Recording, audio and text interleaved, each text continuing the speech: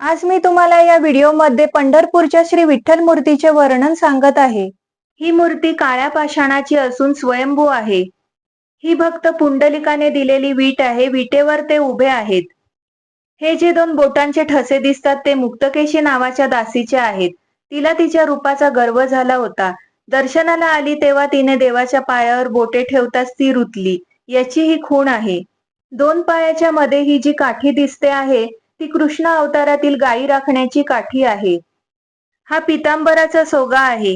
हा कमरेला असलेला करदोडा आहे. डाव्या हाती शंख आहे. उजव्या हाती कमलपुष्प आहे. नाभी हे ब्रह्मदेवाचे उगमस्थान आहे. ही रुक्मिणी मातेची बसायची जागा आहे. भृगु ऋषीने केलेल्या लाथेच्या प्रहारामुळे देवाच्या छातीवर असलेली ही खूण आहे. हा देवाच्या गळ्यामध्ये कौस्तुभ मणी आहे. ही दोन्ही कानामध्ये मकराकार कुंडले आहेत, म्हणजेच माशाच्या आकाराची कुंडले आहेत. ती विठुरायाच्या कोळी भक्ताने दिलेली भेट आहे. श्री विठ्ठल हरी व हराचे प्रतीक असल्याने मस्तकी शिवपिंड धारण केली आहे. जय जय पांडुरंग हरी.